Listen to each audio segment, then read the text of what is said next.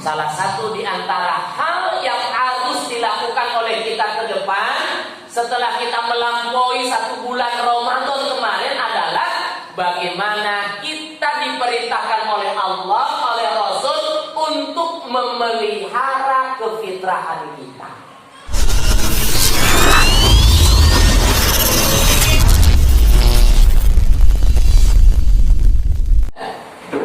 Dan tugas ini bukan tugas sederhana.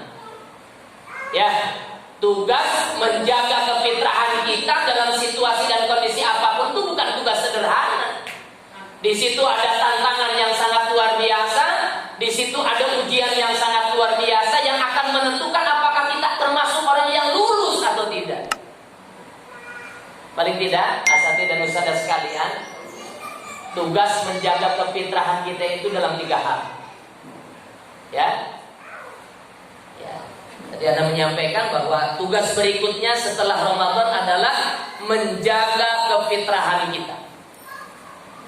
Di antaranya dalam rangka untuk menjaga kefitrahan kita itu ada 3 hal yang harus kita lakukan. Yang pertama, asatidz dan ustadzah sekalian, adalah menjaga keislaman dalam jiwa kita semua. Ini yang pertama. Ya. Coba kita lihat dalam surat Ar-Rum ayat yang ke-30. Ya. Auzubillahi minasyaitonirrajim. Bismillahirrahmanirrahim. Fa'aqim wajhaka lid-dini hanifa fitratallahi allati fataran nasa 'alaiha la tabdila li khalqillah dzalika ad-dinul qayyim walakinna aktsarun nasi la ya'lamun. Lihat. Salah satu yang harus dilakukan agar kefitrahan kita ini terjaga, ya, agar kefitrahan kita ini terjaga setelah kefitrahan itu dibentuk oleh Allah Subhanahu wa taala dengan bulan Ramadan, maka salah satu hal adalah harus menjaga nilai-nilai keislaman dalam jiwa kita. Bahkan dalam surat Ali Imran, wala tamutunna illa wa antum muslimun. Bila perlu menjaga keislaman ini sampai kita meninggal dunia. Ya. Jangan sampai keislaman yang sudah Allah kokohkan dalam jiwa-jiwa kita ini rusak sudah keislaman kita. Karena apa? Karena perilaku-perilaku kita. Pada bulan Ramadan, waduh, asapang Islam. Asapang kita bulan Ramadan. Oh, ibadah luar biasa. Sedekah, puasa, infak, sedekah, silaturahmi, ke orang tua pun juga masya Allah. Ya, begitu selesai Ramadan yang harus dijaga, ya, agar kefitrahan kita ini tetap terjaga adalah menjaga keislaman dalam jiwa-jiwa kita semuanya. Emang Pak Kiai perlu dijaga? Perlu dijaga. Ya. Karena makin kesini kan orang yang nyerang terhadap Islam itu luar biasa sekarang, bro. Dihabisin semuanya kan. Yang tujuannya adalah bagaimana umat Islam itu menjadi tasakuk, menjadi ragu terhadap agamanya. Iya kan? Bukan hanya sekedar nilai-nilai Islam yang diserang oleh mereka yang tidak suka terhadap Islam, alim ulamanya pun juga diserang. Nutos mau kau kayak diungkit-ungkit. Iya kan? Ustaz yang sudah meninggal dunia pun juga ternyata masih diungkit-ungkit kesalahannya. Tujuannya apa? Tujuannya agar umat Islam ini sudah mulai ragu dengan keislamannya. Ya, kemarin muncul Ustaz Jepri Al-Bukhari geus ka mana? Ustaz Jepri muncul poligami ayeuna ku nonton di baheula. Ya, bahwa Ustadz Ujeng itu punya istri 2, punya istri 3, rame di media, di blow up di media. Betul nggak? Sekarang yang muncul apa lagi? Orang sesoleh Ustadz orang sesoleh A'agim sekarang muncul lagi, dimunculkan lagi. Coba bayangkan. Jadi hampir semuanya begitu ya, hampir semuanya diserang gitu. Ya, yang memunculkan simbol-simbol Islam ini diserang oleh orang-orang yang tidak suka terhadap Islam ini dengan tujuan apa? Mengkorak-korandakan ajaran Islam, bahkan bila perlu nilai-nilai Islam itu sudah tidak muncul lagi dalam jiwanya umat Islam. Mulai ragu, tujuan tujuan nama kieu meureunna tujuan nama urang umat Islam teh cenah kiai mah geus gagaran itu. Ustad-ustad karari itu gawena we poligami bungkul. Sebentar lagi yang akan diserang UAS. Kemarin yang diserang UAS Ustad Hadi Hidayat tentang infak yang dikirimkan ke Palestina. Habis-habisan kan? Iya kan? Begitu ada umat yang muncul, begitu ada tokoh Islam yang muncul, diserang habis-habisan. Coba bayangkan tujuannya apa? Agar umat Islam ini mulai ragu terhadap agamanya. Yang kadang-kadang kita pun juga sudah mulai ada perasaan-perasaan yang tidak enak begitu. Leleslah jadi umat Islam. Sampai akhirnya kemudian dalam Al-Quran itu tujuan kesananya adalah membuat umat Islam ini sudah tidak memiliki lagi semangat dalam keislamannya. Tujuan akhirnya kan ke situ, ya. Makanya mereka habis-habisin untuk tokoh-tokoh Islam, mereka habis-habisin lembaga-lembaga Islam. Ada satu saja misalnya politikus dari umat Islam yang salah, dihabisin, tak pernah berhenti. Mereka yang salah jemplik. Ada satu tokoh Islam yang berbuat korupsi, belum tentu dia berbuat korupsi, habis-habisan di blow up di media massa, diulang-ulang terus beritanya. Mereka nggak diulang-ulang, betul ya? Walaupun misalnya tokoh-tokoh mengecam luar biasa akan korupsi yang dilakukan oleh tokoh tersebut, gitu kan, oleh tokoh tersebut, tapi ternyata tidak membuat orang turun simpatinya kepada partainya. Bahkan yang terjadi hampir seluruh survei mengatakan bahwa partai yang ternyata korupsi terhadap bansos ini tetap bertengger di posisi paling atas, hebat luar biasa. Iya kan? Coba bayangkan oleh kita semuanya, ya. Oleh karena itu, asatidz dan ustadzah yang dirahmati oleh Allah Subhanahu wa taala, saya ingin mengungkapkan kembali bahwa berpegang teguh terhadap nilai-nilai Islam ini adalah sebuah kewajiban. Yang bisa jadi nanti Islam ini akan dibabat habis, tapi tetap wala tamutunna illa wa antum muslimun. Tidak ada yang akan bisa menjaga kefitrahan kita kecuali dengan menjaga agama Islam dalam jiwa-jiwa kita. Ya. Bahkan kata Rasulullah SAW, kelak suatu zaman bakal terjadi di mana umat Islam ini memegang Islam itu bagaikan memegang bara api. Memegang Islam itu, ya. Memegang Islam itu bagaikan memegang bara api. Ketika dilempar ini Islam yang harus dipegang, tetapi ketika dipegang terasa panasnya luar biasa. Suatu saat nanti akan terjadi seperti itu. Ya, sampai-sampai kan Rasulullah SAW mengatakan ketika zaman itu terjadi, ya, antum memegang agama Islam itu begitu panasnya luar biasa. Istiqomah dalam keislaman itu begitu banyak serangannya terhadap antum semuanya. Sampai-sampai Rasulullah SAW mengingatkan kita untuk tetap berpegang teguh walaupun dalam keadaan lapar, engkau memakan akar-akar tumbuhan sekalipun dalam kondisi. Jadi kata Rasul gini, ketika engkau memegang Islam ini, memegang agama Islam ini, lalu kemudian engkau diboikot dan engkau tidak mendapatkan makanan, yang dimakan itu hanya sekedar akar-akar tumbuhan, makanlah akar-akar tumbuhan itu, tetapi engkau tetap istiqomah dalam keislaman kalian. Sampai begitu. Ya, urang mah alhamdulillah can laparnya can. Ya kan? Belum lapar kita mah masih kena aya bala-bala. Kopi usah ditang aya kek. Ya, sampai begitu. Suatu saat nanti bakal teralami oleh kita. Suatu zaman di mana kita memegang teguh terhadap Islam bukannya dimuliakan tetapi malah dihinakan. Yang pakai kerudung malah dihinakan, orang yang istiqomah dengan keislamannya malah dihinakan, dilecehkan dan lain sebagainya. Langkah yang pertama sekali lagi, asatidz dan ustadzah sekalian, untuk menjaga kefitrahan kita setelah Ramadan kemarin adalah bagaimana kita harus berusaha menjaga nilai-nilai keislaman itu dalam jiwa kita, di keluarga kita, di lembaga kita. Ya, jadi kalau sudah selesai menjaga keislaman dalam jiwa-jiwa kita, ayo kita kembangkan kepada keluarga kita, ayo kita kembangkan kepada lembaga kita. Ya, minimal di sekolah Islam terpadu Anambas. Ya, jangan sampai namanya sekolah Islam terpadu tapi perilakunya tidak Islami. Waduh, keterlaluan ya kayak begitu. Ya, Ana kan dulu pernah menyampaikan gitu, kalau di Al-Ukhwah itu dipantau. Dipantau itu bukan hanya sekedar oleh malaikat rokib dan atid.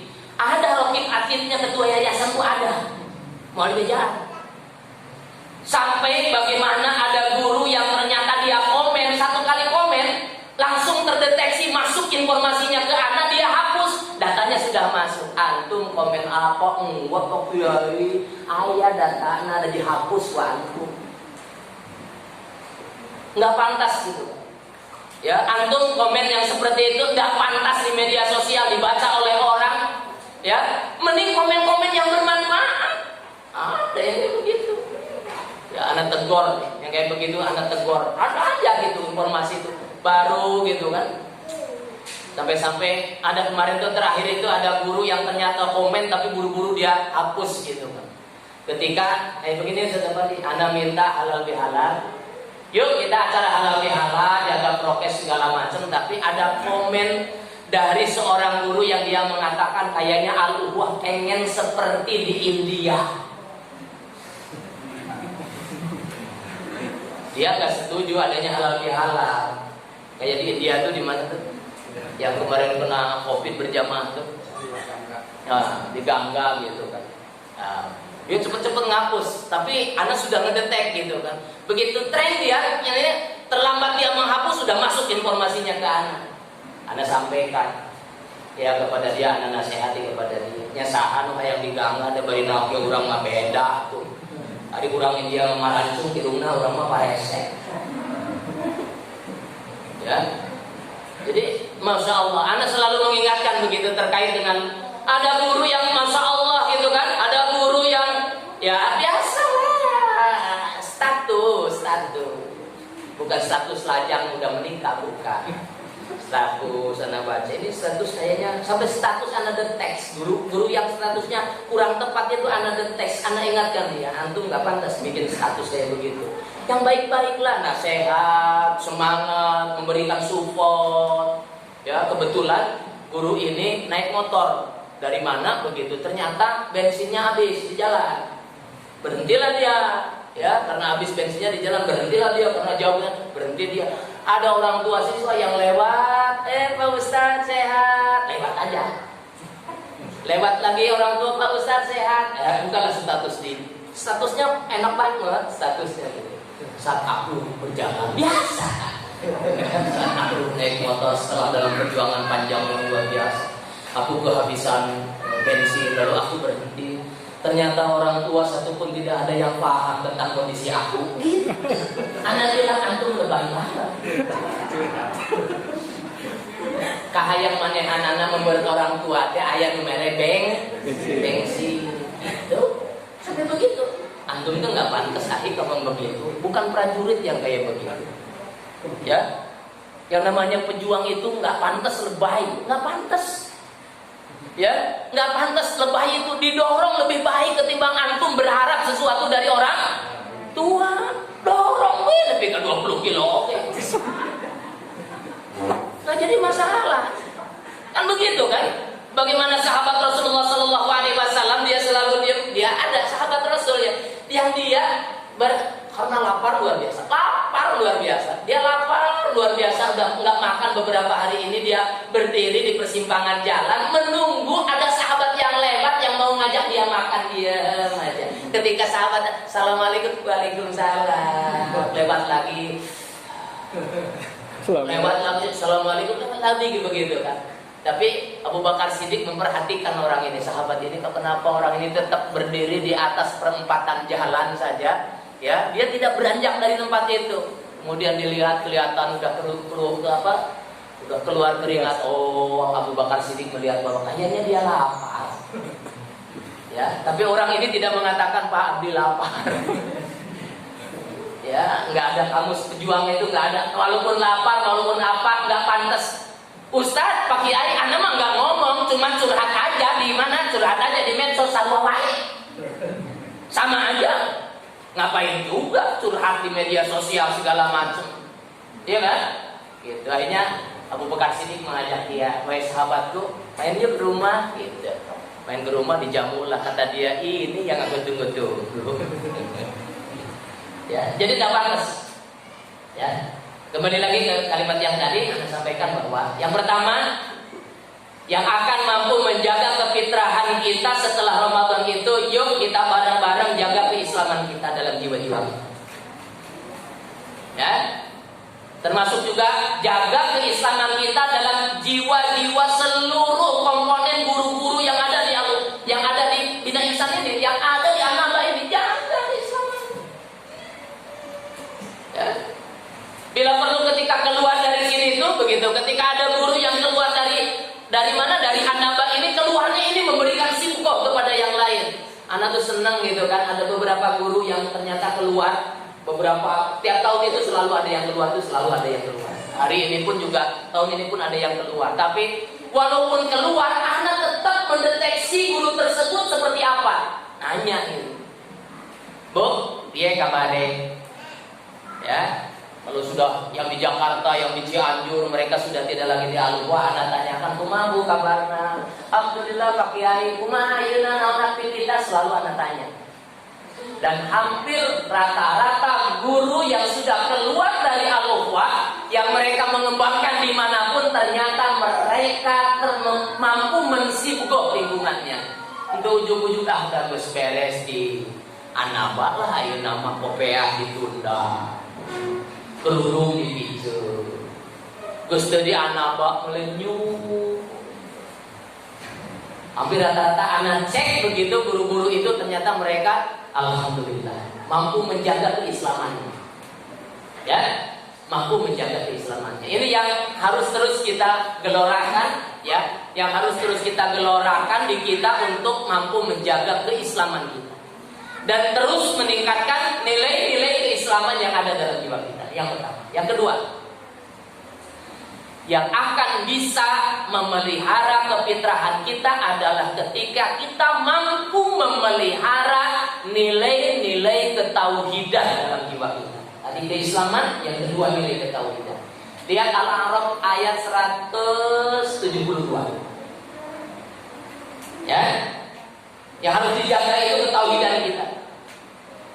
Jangan sampai ketauhidan kita ini rusak karena situasi dan kondisi apapun.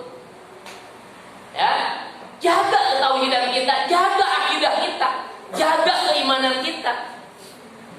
Ya, jangan sampai iman ini tergadaikan karena kepentingan dunia. Ya, jangan sampai. Ana selalu mewanti-wantikan kepada guru-guru itu di Pagaden itu adalah apapun nanti rezeki yang antum dapatkan dari lembaga pendidikan ini, jangan sampai membuat orientasi perjuangan antum berubah. Karena masih begini. Adakah di antara, kalau ada pertemuan, adakah di antara antum yang masih berminat untuk menjadi CPNS? Gak ada satu orang pun. Enggak Pak Kiai, Anda sudah tidak lagi berminat. Kalau Anda di antara antum yang ternyata masih muncul minat untuk menjadi CPNS, masuk PNS, silakan keluar dari Al-Ukhwah. Karena apa? Orientasinya sudah berubah ke sana. Sudah tidak lagi fokus. Bukan berarti orientasi yang PNS salah. Kalau mau di PNS, jangan di sini orientasinya. Orientasi di sini adalah orientasi bagaimana kita berjuang dalam lembaga kita. Sampai kemarin, mohon maaf gitu kan, ada instruksi dari ketua dewan pembina. Di sini Anda jadi ketua dewan pembina. Di Al-Ukhwah yang jadi ketua dewan pembinanya yang lain, dia mengatakan bahwa Pak Kiai segera buatkan kebijakan di lembaga Al-Ukhwah bagi guru-guru yang ternyata pikirannya mulai nyabang ke lembaga yang lain, tinggal berikan pilihan mau di sini atau di luar. Tapi Ustaz Tata itu tinggal berikan pilihan mau di sini atau mau di luar. Kalau ada pikirannya misalnya dia 2 tempat gitu kan, di TK ini kemudian dia mengembangkan TK yang lain, dia terlibat juga di yang lain. Tinggal pilih aja mau di sini Karena apa? Karena beragama itu perlu totalitas. Membangun lembaga pendidikan itu juga harus totalitas. Nggak bisa gitu membangun lembaga pendidikan yang otaknya kemana-mana gitu. Ada guru yang pikirannya kemana-mana, yang di sini, yang di sana gitu. Nggak bisa, harus totalitas. Sampai begitu. Sampai mulai hari ini Anda memanggil beberapa guru, beberapa karyawan yang ternyata dia terlibat di luar, mau diajak MOU. Ya, karena sudah ada instruksi dari ketua dewan pembina. Berikan pilihan bagi mereka. Kalau mau terlibat di Al-Ukhwah, terlibat tadi Al-Ukhwah. Kalau mau ada niatan jadi PNS, silahkan antum misalnya di PNS, berjuang di PNS untuk mendapatkan PNS-nya begitu. Ada di lembaga yang lain, tinggal berikan pilihan mau di lembaga yang lain atau di sini. Karena sekali lagi mengelola lembaga pendidikan itu perlu total, nggak bisa separuh-separuh. Harus fokus. Ya, apalagi guru-guru yang terlibat langsung dengannya, harus totalitas. Jadi tidak boleh begitu ya. Nah, kaitan dengan itu para asatidz dan ustadzah sekalian, maka langkah yang kedua adalah bagaimana kita berusaha untuk memelihara kemurnian tauhid kita, kemurnian akidah kita, salimul ya. Termasuk juga menjaga kemurnian akidah ini pun juga termasuk di sekolah. Ya. Abi Tata itu, Ustaz Tata itu selalu mewanti-wanti terkait dengan COVID itu, khawatir ada guru yang ternyata sudah mulai begitu, sudah mulai terkikis kemurnian tauhidnya karena COVID. Sampai begitu beliau. Sampai begitu. Kata dia, Pak Kiai, anak malah haun sana guru-guru teh bakal rusak akidahnya karena COVID. Ketakutan yang berlebihan, menganggap COVID teh sagala-galana, akhirnya kemudian lebih takut kepada COVID ketimbang takut sama Allah yang menciptakan COVID. Ari berbuat maksiat mah teu sieun, tapi pae ku COVID sieun. Sampai begitu, selalu mewanti-wanti beliau itu. Ya, selalu mewanti-wanti beliau itu terkait dengan kemurnian akidah, kemurnian tauhid kita dalam menjalankan tugas-tugas di lembaga kita itu. Kalau orientasinya berubah, agak waduh. Orientasinya berubah, bahaya. Pada dalam hadis Bukhari juga mengatakan innamal a'malu binniyat. Sesungguhnya amal itu tergantung niatnya, amal itu tergantung orientasi hidupnya. Ya. Kalau orientasinya dunia, maka tadi itu barang siapa yang datang ke sini ke An-Naba ini pertama karena ingin mendapatkan jodoh. Ada yang ingin mendapatkan jodoh? Barang siapa yang hijrahnya ke Madinah itu ingin mendapatkan jodoh, maka dia akan mendapatkan jodohnya. Barang siapa yang hijrahnya ke An-Naba ini ingin mendapatkan hak dunia, maka dia akan mendapatkan dunia. Tapi begitu. Ya, Rasul itu sampai mengingatkan kepada kita bahwa niat dan orientasi perjuangan kita ini akan menentukan sejauh mana cita-cita dan harapan kita ini bisa tercapai. Jangan lupa orientasi